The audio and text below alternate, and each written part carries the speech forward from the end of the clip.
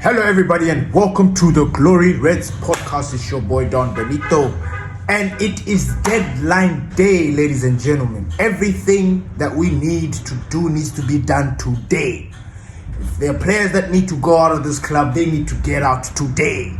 If there's players that we need to bring into the club, they need to come in today.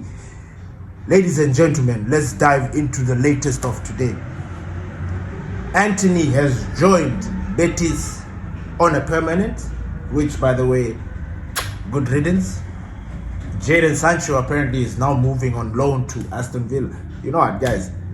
Jadon Sancho, he thinks he's smart. Jadon Sancho thinks he's slick, with the way he's maneuvering and moving. It's cool. I don't know if he knows that this Manchester United paycheck that he has right now is his last. I don't think he's going to get anything else like this in the future. So I just hope because the way I see the way he's moving, it just looks like he just wants to keep his money, and he's not particularly bothered. But anyway, we'll dive more about that. And then Alejandro, I don't want to talk about Alejandro, but I have to because it is confirmed. He has made the move. The boy is now a Blues. He's no more a Red Devil. I would normally say I wish him all the best. I don't. I don't particularly care. Now I'm just confused as to how we got to this place with Garnacho. Like, that's the thing that just keeps on buzzing in my head. Like, how the hell did we get here? Like, what? No, so I don't wish him all the best. Good luck though, because that Chelsea team is stacked. He has to go and cement his position. I don't know. I don't want to speak on him. And then we're going to be talking about the keeper situation. Wagwan in this keeper situation. And last but not least, guys, we need to also talk about this midfield situation because it is a problem. Before we get into it, ladies and gentlemen, I'm just curious. Did you guys have that drink that Pastor D said that you should have? Did you have that drink? Because, after this weekend, you look at the table and you'll be like, hold on. What's going on there? Because, 8? And then when it comes to certain stats in the app, expected goals, XG, we are right up there. And for the past 2-3 weeks, it looked like, I swear to God, it looked like we have lost 10 games. It looked like the season was over, just based on the chatter and the information and what was being spoken about in the socials. We are 8th, 4 points. I know it's not, I'm not gonna sit here and start talking about let me tell you something. This past weekend, it was a bad day at the office. Bad day at the office for a lot of people. It was one of those weekends. We always get those weekends.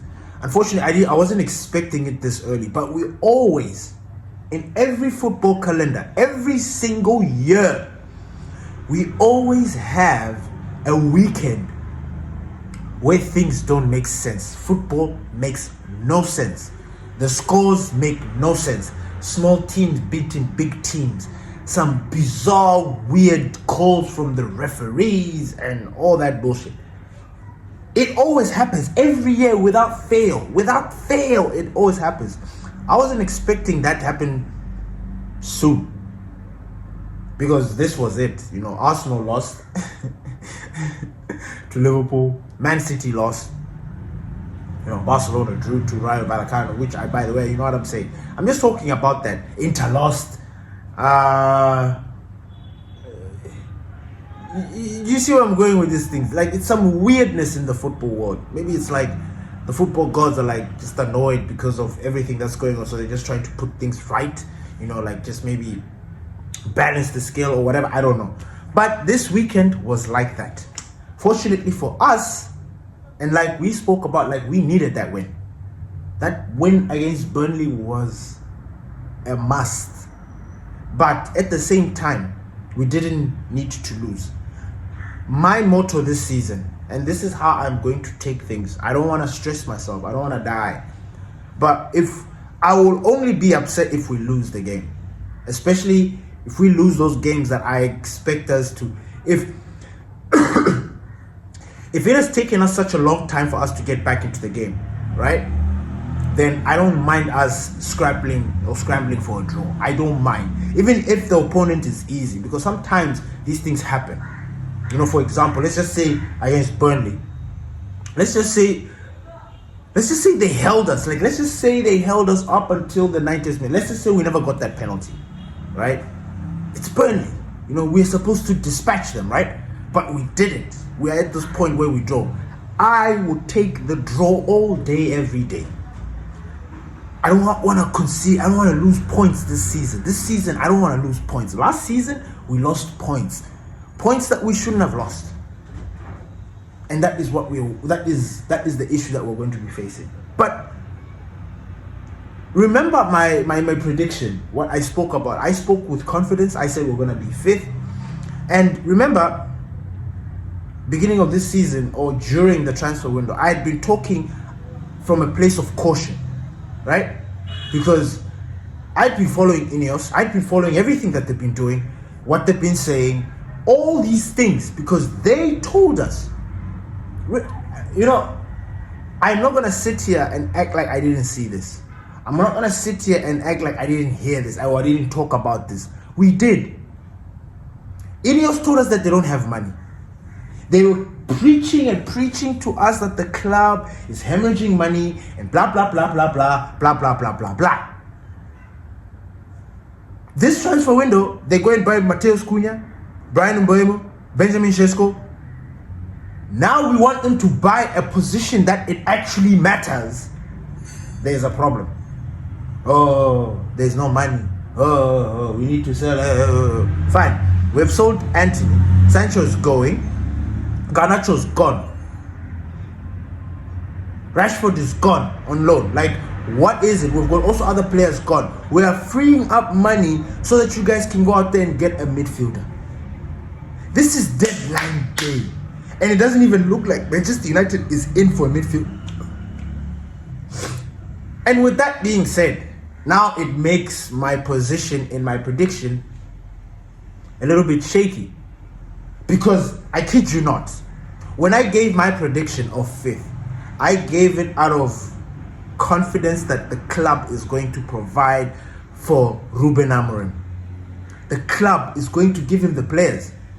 That was where my confidence was. Because at this point, I was like, hey, these guys are just buying all these players. You know what I'm saying? Sesko there, 70. We are just buying players. We're just buying players with no regard. And this is them saying that, this is coming after them saying that there's no money, blah, blah, blah, blah, blah. Now we are buying players. It seems like you guys are going to get us a midfielder. Then we were linked to Baliba. Baliba. He's playing for Brighton now. And they keep taking him off in the 70 minutes or so. He doesn't last the full match. And I saw an interview by Fabian Holzler, the manager for Brighton, Karol Baliba's manager. And he spoke about, they were asking questions about how he's managing Baliba and the situation. He's like, man, look, this is normal. He's a human being. He's been turned. Of course, his boy, I'm not saying, he didn't say that, but obviously Euro is Manchester. Euro was his boy when he was at Lille. The interest from Manchester United, the big club, a power club, a giant of a club, can turn any player. And we want players that want to be at Manchester United. He wants to be at Manchester United. Unfortunately, Manchester United and Brighton cannot agree on their valuation. But now here we are. All this money that they are busy collecting. I don't know. Are we getting a midfielder or not? Because we need one. We need one at least. Who? I don't even want to talk. I don't even want to speculate because they've not given us any indication. They didn't. Manchester United are not communicating with us. All these here we goes and stuff, we're getting them from Fabrizio, David Ornstein, Ben Jacobs, Samuel Locust, all these other guys, but nothing from Manchester United. Nothing. This keeper situation, nothing. Okay. Jadon Sancho, here we go to Aston Villa on loan. That's what's happening right now. Now, I don't know, are we trying to do a swap deal? Or is it like a package deal? Because we want Dibu. I personally want Dibu. If we get Dibu, it's going to be I swear a dream come true. But don't get me wrong, I also want Lammens. I want my club to make a decision. Right now, they're making it seem like Lammens is unattainable and that we can get Dibu. But all this time we thought that we could get Dibu, but then you told us like that. So we focused on Lammens, who we thought was cheaper and easy. You guys have agreed personal terms. Like, it's wild. United has agreed personal terms with both keepers. Both keepers. It is only the club to club that have not discussed. Antwerp and United are not discussing, which is weird. And I'm like, what the fuck is happening? But on Dibu's side, things are moving. Like, there's been a complete change. Now, obviously, there's going to be this whole debate about the goalkeeper. Like, whether you're taking Dibu or Lammens. Old and young. Blah, blah, blah, blah, blah. Pros and cons. Fine, let's go. Lammens is young for the future. Almost like David De Gea coming in 2011. You know, he's going to need some time to adjust, which is normal. A year, maybe a year and a half. Maybe he will settle in quicker. We don't know. Dibu. Premier League proven. World Cup winner. Maverick of a goalkeeper. Exactly the kind of goalkeeper that can command and marshal his defense. At the moment, I don't think Lammens is going to come into this team and command that defense to do shit. Do you know what I'm saying? Like Euro and all these things. But Dibu, with his experience, Dibu, I mean Martinez, for those that do not know. But Dibu has got that experience.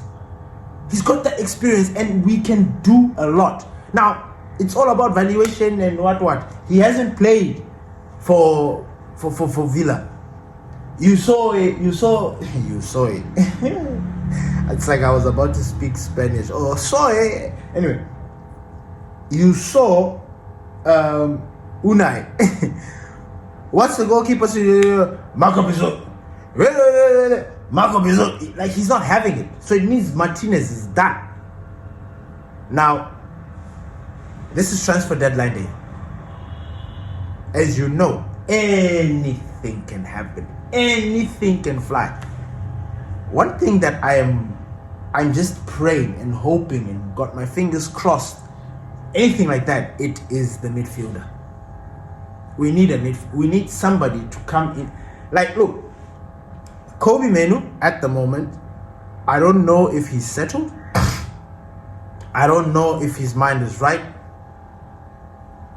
I do not, and this has got nothing to do with what happened in Grimsby, but there was that interest in that thing of Kobe Menu wanting to leave twice, asking to go out on loan so that maybe he can clear his head or something like that, which I completely understand. But the club has shut that down. And he has to fight for his position. But then we've seen that our midfield, even with everybody, Kobe, Bruno, Kase, Ugarte, it's still, it's not good enough. I mean, yeah, it's not good enough. It's not enough. We need more in it. And you see, I don't want us to go and say any midfielder, because now we don't need any midfielder. We need a holding midfielder specifically, because both Bruno, Kobe, they're not holding midfielders. Even Ugarte is not a holding midfielder, strangely enough. I thought the guy wasn't, I was excited. Ugarte is going to be one of the biggest mysteries for me. I don't understand. I do not understand Wagwan with Ugarte. Like, 1 minute I'm praising him as the cleaner, like the guy that's just getting shit done. 1 minute I don't understand his football. Is he not fit? What the fuck is going on? He's the midfielder. Like, if Ugarte was playing, if he was on his game, I don't think we would have been stressed out about this midfielder as we are right now. You understand?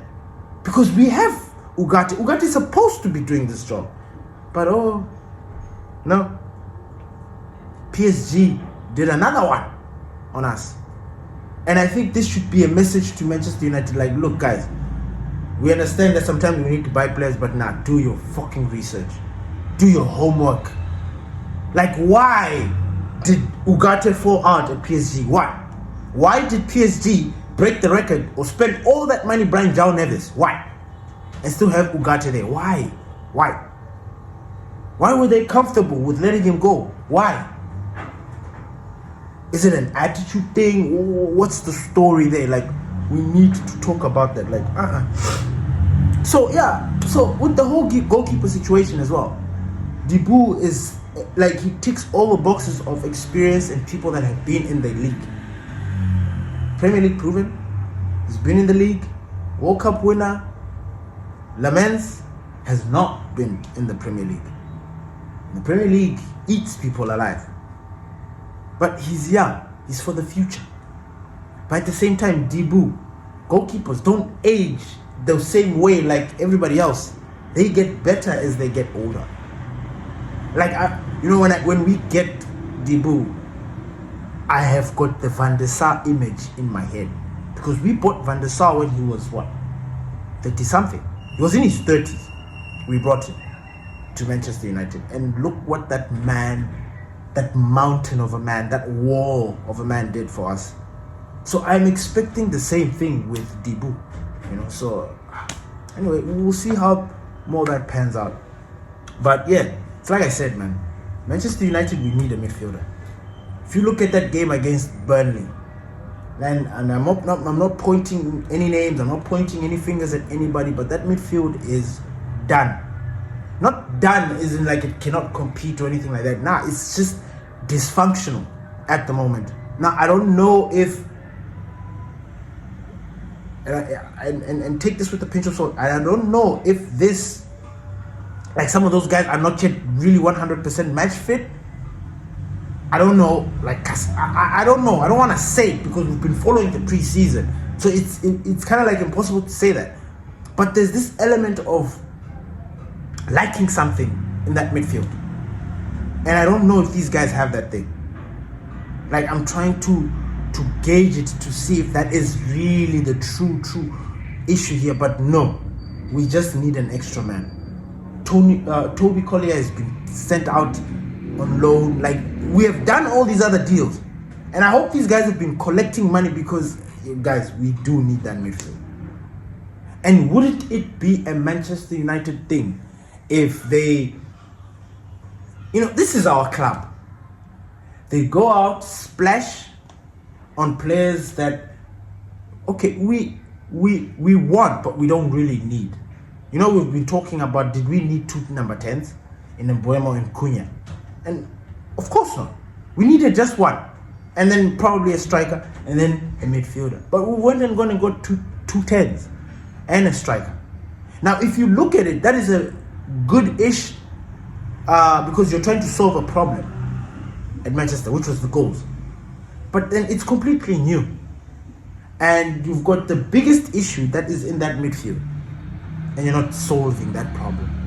So Manchester United has got history with splashing in the wrong places, not buying what we need, like all this weirdness. Like for example, under Herrera, letting him go to PSG instead of just giving him the money that he needed, keeping the midfielder so he can take care of us. Nah, he left, and then what did we do? We suffered for years to come. Buying what? Give me an example. I'm trying to remember. There's been so many situations. I will actually, after the transfer window, like, because this is the international break, I probably will look at these. I'm going to look at the transfers that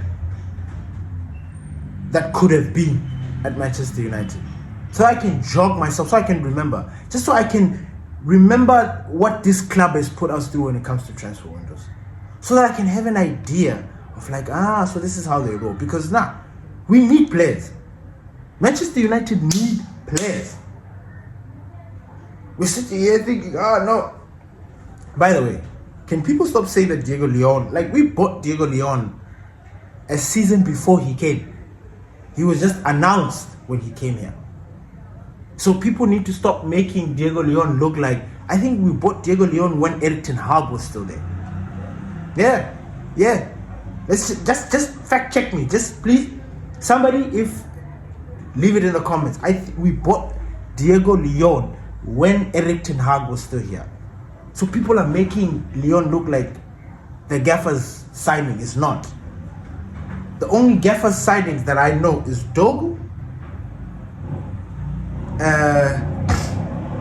Cunha, Sesko, Mbeumo. Those are his signings as a Gaffer. Guys, it's a big problem. It's a big problem. And I need to say this, like, if we don't get a midfielder, then I'm afraid that, it's going to be a little bit difficult for us but at the same time, I'm defiant this season. I don't know why I have the spirit of defiance this season. I just do. And I could be setting myself up for disaster. I could be setting myself up for hurt. But I just have this thing of like, nah, man, these boys, no. We're not going to go through that same thing last season where we're like, you guys can beat these guys. And then you go get smacked. And then we sit here losing our shit because we're like, and then